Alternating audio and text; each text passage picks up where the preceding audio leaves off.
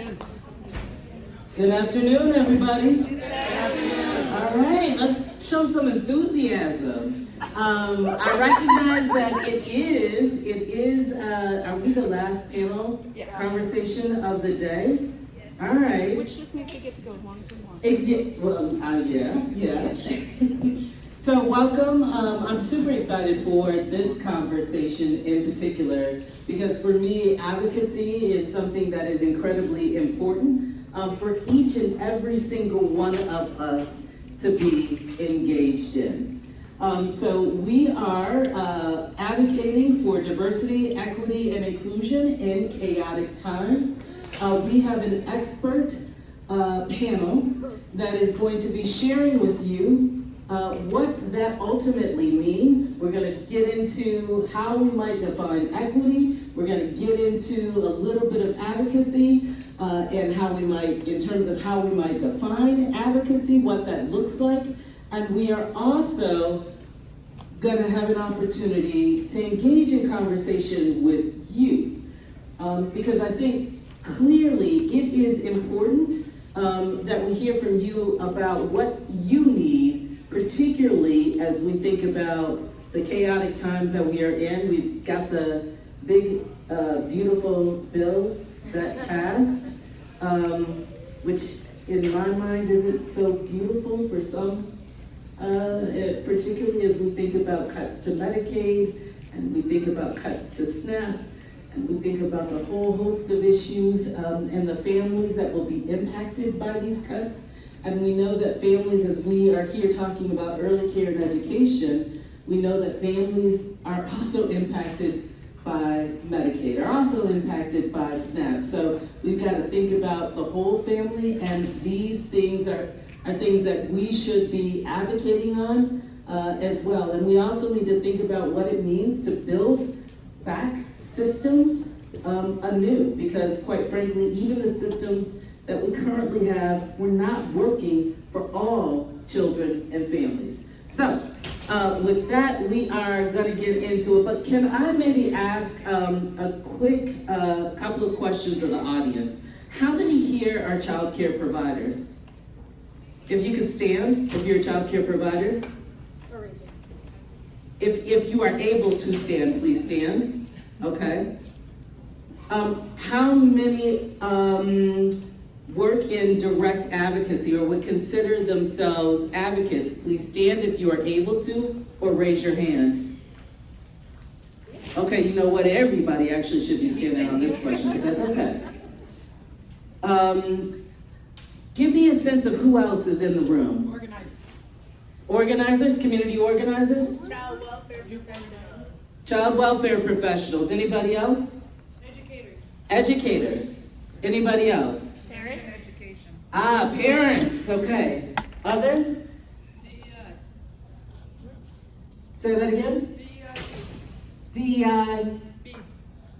Belonging. Professionals. Oh, so you are a DEI professional? Yes. Okay. All right. Excellent. That's super helpful for our panelists to know who's here. Students. Yeah. Youth. Student? Yeah. No? Youth. Youth leader. Okay. Excellent. So y'all got that? Educators, child care providers, DEI professionals, organizers, a good mixture in the audience. So let's get into it, and we will start with you, Joseph. Advocate. Say that again? Youth advocate. Youth advocate. You are the most important in this room. So I'm going to turn things over to our panel, and I'm going to start with you, Joe. If you don't mind introducing yourself and sharing a little bit about the story of Joe and how you got to where you are. Hi everyone, my name is Joe Garcia, like it was just mentioned. I'm the CEO of Catholic Charities in amidst Clinton County, which that might not ring familiar to you, but Cristo Rey Community Center might, or St. Vincent Catholic Charities. Those are two organizations that recently merged one into the other to become this Catholic Charities of England in Clinton County. I've been the CEO there for, working on 13 years. For the most part, we do a lot of different programmings, from federal level programming to just basic needs. Some of the basic need components is safety net organization like food pantry, community kitchen, clothing closet, to a medical practice, a recently opened dental operation. We do child welfare, adoption, immigration law clinics, refugee resettlement programs. Well, there's been a lot of changes in that recently since new administration. And basically we help people where they are, regardless of the current situation, without any expectation. We don't know if our help is going to be good for a day, a week, or if it could change somebody's life, but that doesn't matter. Anybody that walks in their doors will get care, they'll be treated with dignity, and they certainly will be seen. So it's myself and the organization that I represent in a nutshell. What's your story? Yeah, what's your story? My story, it started many, many, many years ago. I started working for nonprofits right out of college, actually. My first job that I held was with Head Start, so early childhood development. I'm a first generation American, and with a lot of great opportunities that were presented to myself. So, when I graduated, I made a commitment to myself to have my first 5 years of my professional career in a nonprofit. And Head Start, an opportunity presented itself, and specifically migrant Head Starts. I worked on the west side of the state, worked in the area of parent involvement, and I ran a couple Head Start centers. I did that for 5 years and a day. Moved into what I went to school for, which was business, and I worked for a technology company. I found my way back into a nonprofit with Cristo Rey, a place that I interned at when I was in school. And I had read about what was going on in that organization now back around 2012. And it was a mess, and it looked like it was closing. And that place was important to me. And at that time I had some time on my hands, and I thought that, the least I could do is involve myself in that operation, and if it was going to close with dignity. But once I got reconnected, once I started talking to the people, understanding the issues again, it was like, man, we can't close this. We have to find a way to keep it going. Speed up the story. I changed my life to do that work. I got rid of the businesses that I owned at the time, and committed to putting all my time, instead of trying to close it with dignity, but finding a way to keep that operation going. So like I said, that was roughly 13 years ago. And now, in addition to the Cristo Rey site, I have merged St. Vincent Catholic Charities into that organization. But we're, again, like I said early on, safety net organization, here for the people in any way that we can help. So that's a real short version of my story, because it's pretty long, actually. Hi, everybody. I'm Perry Stone-Palmquist. I'm the co-executive director of the Student Advocacy Center of Michigan. How many were here for the previous panel? So you got to get a better introduction with my colleague, Prestine, who I've known for quite a while. So at SAC, we believe education is a right, and every child is worthy of a quality education. And so we are fighting for the rights of those children to be able to go to school. So we have offices in Ypsilanti and Detroit and Jackson, but any of you, no matter where you live in Michigan, can call our student rights helpline if you or someone you know has a young person that's facing an educational crisis, whether that's expulsion, being suspended 30 times, has asked for an IEP, special education services, for a year or 2 years or 3 and been denied. Whatever that is, we're really there to join with those families and make sure that they're getting the rights that they need. I have cards I can give folks if you happen to know someone. My personal story is that when I was a newspaper reporter, I don't really know why, but I was assigned to go to United Way building and meet our founding executive director, who actually just died in January at age 93. So this was 5 years ago. And then I met her, and I was like, wait, what are you saying now? Like, you're telling me that kids are expelled and they're just hanging out at home and no one will like let them go to school? I don't, like, wait, what? And I would call my family back in Illinois. My mom's a teacher, aunt's a teacher, uncle's a teacher, sister-in-law, you get it. I'm not a teacher, I'm a social worker. I'm the advocate, but. So then Ruth started introducing me to all these children. And I ended up going, she actually inspired me to go back to school and get my degree in public policy and eventually social work, and I just kept meeting more and more kids. So I spent a lot of time in families' homes, but and listening to their stories and their experiences and the pain of being completely excluded and deserted by the very systems that are supposed to care for them. Ironically, I talked about this last year at our storytelling event, I did not get in trouble in school. I was hyper, I just wouldn't do that. I just was the people pleaser, right?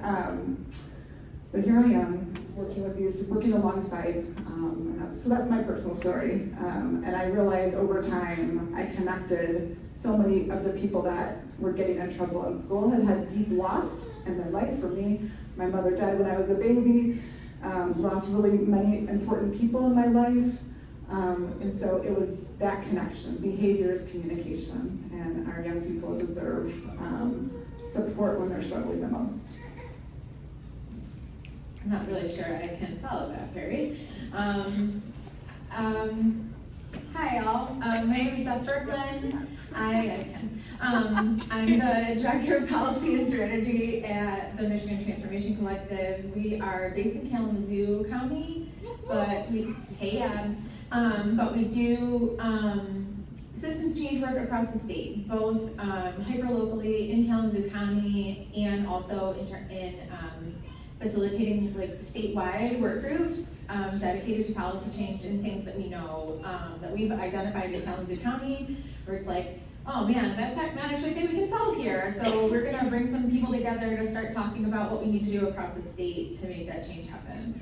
Our focus is really on advocating for programs that are upstream of gun violence. So countywide, we had a declaration that gun violence is a public health crisis several years ago, which led to the development of a countywide, community developed plan called Blueprint for Peace, which is really a public health model like plan to address the root causes of gun violence. So I have the pleasure of advocating for early childhood and education access with Perry on a bunch of different coalitions, with Michigan's Children on a bunch of different coalitions, housing access and wealth building for people who are in industries who are traditionally left out of all these conversations, including early childhood and community violence intervention, who are the street outreach workers who go out in community to save people's lives in a way that police just can't. So that's my job. I'm professionally a public policy person. My background is actually in criminal justice and early childhood. I worked at 2 different juvenile detention facilities and at St. Vincent's Hope for Children, and with youth and child welfare. I have experience, I had an internship at the domestic violence shelter here in Lansing, like just across sort of like the scope of human experience in terms of direct service. And in all of those situations, as like a young white person, being like, man, why is it so hard for people? Why, when we go to the DHS office, does the person why can't they go in with their kids? Why do I have to sit in the lobby with their children and not be able to go into this meeting with them and to support them? Why are all of these youth in juvenile detention actually kids who were in foster care? Like, what are all of these systemic things that I kept seeing over and over again? And then I sort of left that world and started working in a childcare center where I was doing the before and after care at this childcare center and had like time in the middle of the day, and they were having me do paperwork in the office. And I found the child licensing handbook and I started highlighting all the things we weren't doing. And I gave it to the owner. And then the program director got real mad. Because there were things like no handrails on the stairwells, like just very, very simple things that they were like base bottom level obligation should have been doing for decades and weren't doing. And I was like, dang, who wrote this? Who was responsible for writing these laws? And it was literally my introduction to public policy, was like, these are the rules that they pay you to do this. Why are you being paid? So my entree into public policy really was from like the direct service, but I worked in the legislature for several years. I actually worked at Michigan's Children. Michelle Corey was my boss. So I learned all about bringing people together in spaces where their voices were the center, where the people who were listening to those, the audience was not the community. The audience was the people who could make decisions about the things that they were hearing, about people's stories. So for me, my why is really like, I saw all these barriers that people were experiencing, and just always being the person in the room who was like saying the elephant in the room. Like, why is this way? And why are you building it this way? Why aren't there people with lived experience at this table why are you writing this appropriation without people in the room who know something about what that experience is like? So that's really my why, is like, how do we build spaces for people who have experience in that system to influence that policy change? A lot to follow behind. Also, it's my birthday.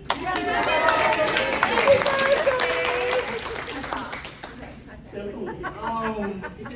Man, my name is Michael D. Davis Thomas, aka DDT Speaks.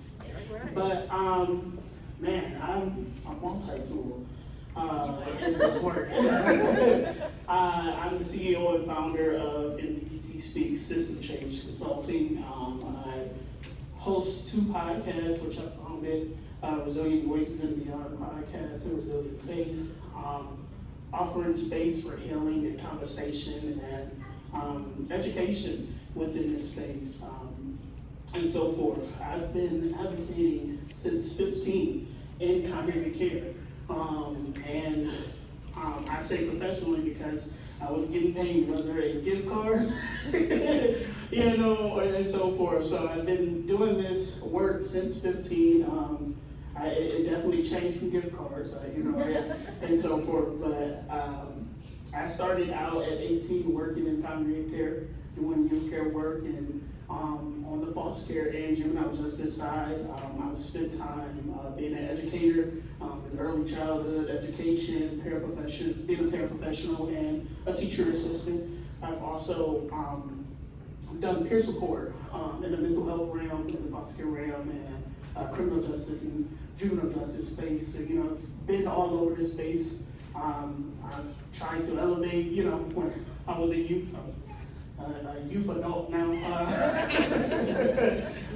sharing my story, sharing my testimony to any legislator, policymaker that will hear it for years.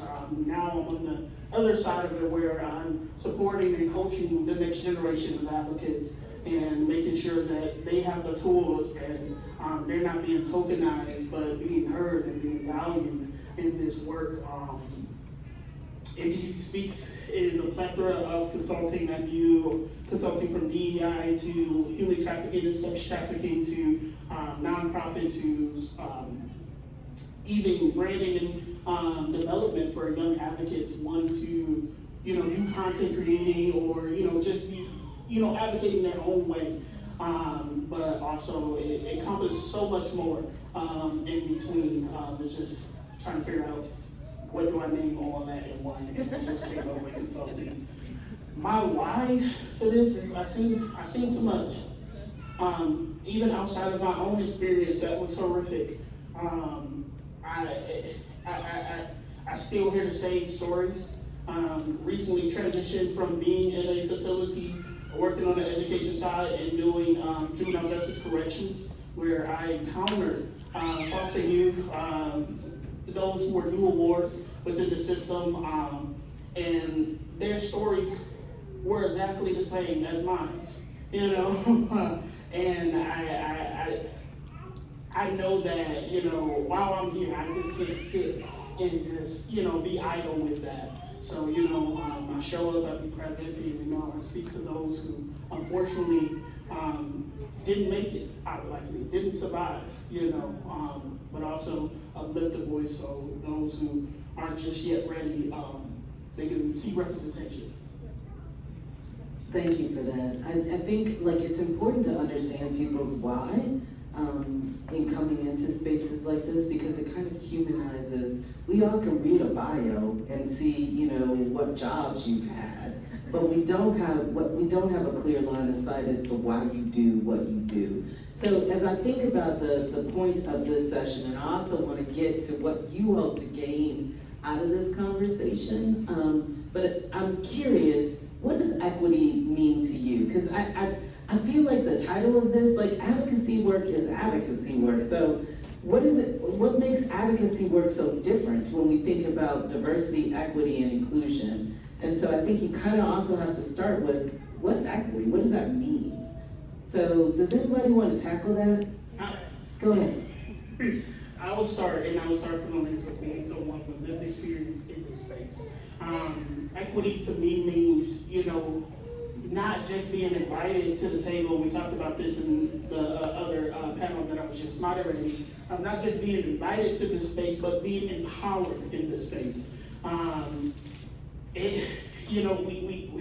We throw the trend where we're just speaking, and starting is that those words, diversity, equity, and inclusion together, it's cringy, in a sense. But when I think of equity in its totality, I've never seen it, fairly, truthfully, as a Black man, as a person with lived experience in this space, that it's never showed up for me fairly and openly without something attached to it,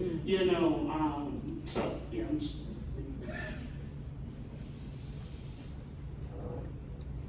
Others? Yeah. So for I'll just put it in terms of our own work, how we are framing it. So in all of the ways in which every community has assets, every community has barriers that they're trying to get over because folks have developed unique nonprofits and all of those things.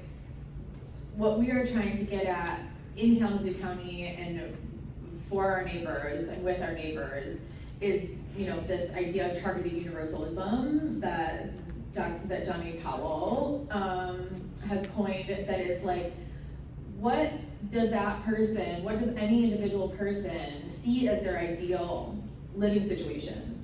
Where would that be? What would that look like? What would it feel like for their family? What would their childcare experience smell like? All of those things that we talk about in terms of we have quality standards for childcare, but it's not really relevant necessarily for everyone in their cultural identity. For us, it's what is their proximity to their own ideal, and how far away from that are they? So if they're real close to their proximity, their proximity to equity to them is really close. Growing up in a very, very white community, I grew up in rural Oakland County.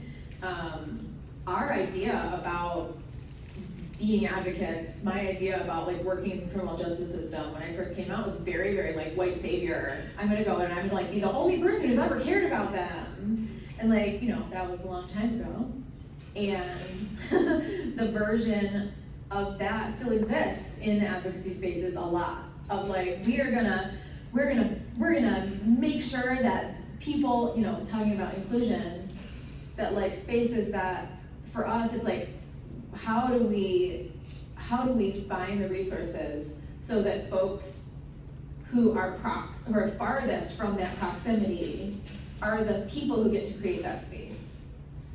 How do we as an MTC apply for grant money so that we can support people to come together with lived experience and build that ideal for themselves and not be telling them how it should go? Yeah.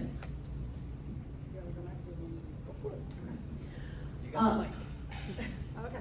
Are you doing? No, go ahead. So one of the people that helped us found Student Advocacy Center was Albert Wheeler, who was the city of Ann Arbor's first Black mayor in the mid-70s, and never got to meet him. But I'm told that this quote that he shared is sort of our founding quote, which is that what he was noticing is that the students who need the most are getting the least. I wish that didn't exist anymore, but it does. Some of the work that Beth and I have been working collectively on is 31A, at-risk money. I didn't name it that, yeah. It's K-12 money, it's targeted money to students who need the most, students who are homeless, students experiencing foster care. It's giving school districts, students who are eligible for free and reduced lunch, things like that. It's giving school districts a little bit more money for each of those students. And so when I think about equity, I think about a funding formula like that recognizes that there are different needs, and that we need to we have to send different resources, right, to meet those needs. And I have a lot more to say about that, but I'll leave it at that for now.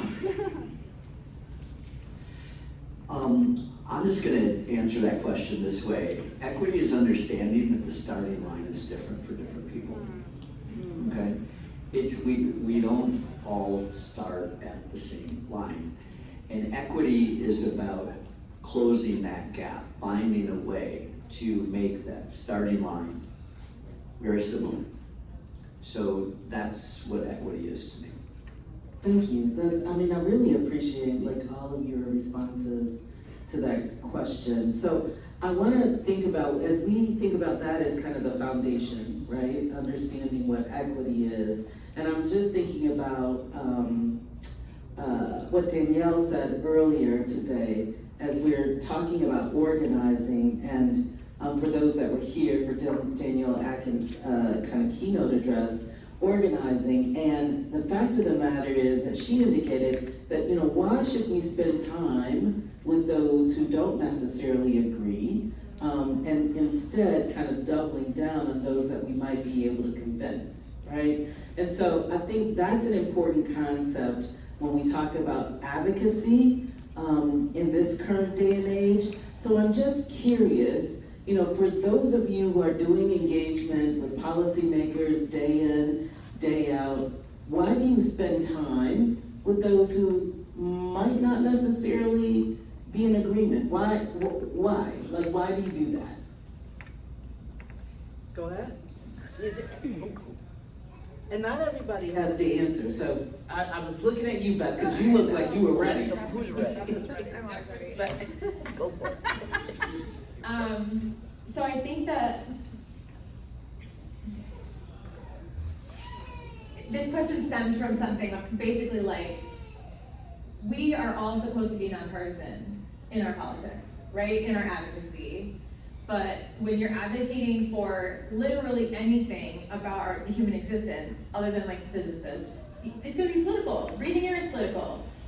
The schools we go to is political, all that is, but every single legislator, with the exception of one, that I've ever talked to, you can find something. You can find some, even if they're like, I think all babies should stay home with their mothers. But I actually really like the nurse-family partnership.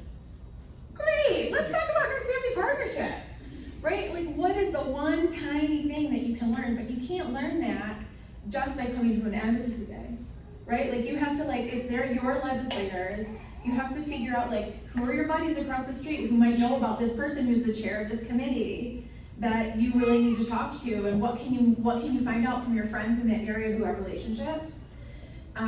For me, it really is that at some point there's going to be something. There's they've got a sister-in-law who's a teacher, or their mom was a in-home childcare provider, or somebody in their family has supports foster care youth.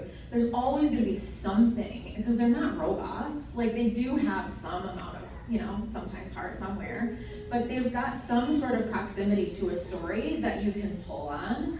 But it takes a long time to figure out through relationship building. So why do we even talk to the people? As a particular story, I spent 4 years in Miami. I was the director of policy at the United Way there.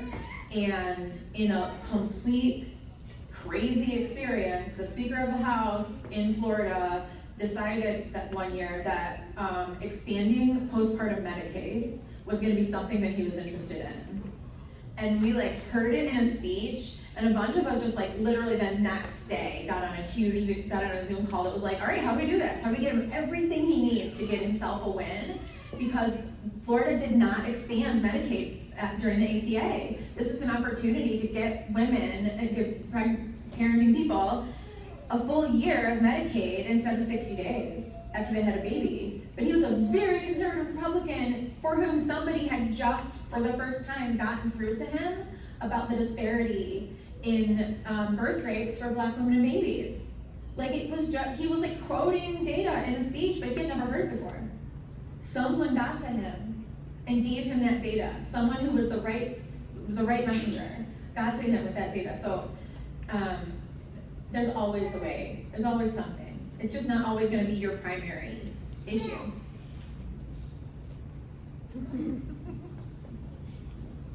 Can you repeat the question?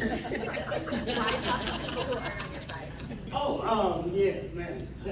This happens more often than not when it comes to particular advocacy that I'm fighting for. You know, I like to consider myself a rebel with a cause, in a sense, but it's imperative because, you know, when I've had opportunity to do Shadow Day here in partnership with Michigan's Children a few years back in 2019, and I remember shadowing a few representatives and having that experience and talking to them just about what I was experiencing being, you know, a young man now, but as a kid, you know, growing up through the child welfare system, coming from Detroit, you know, advocating about abuse that was happening to me, but until my trauma became bad behavior, quote unquote, and me being behind a police car, you know, the concern wasn't there.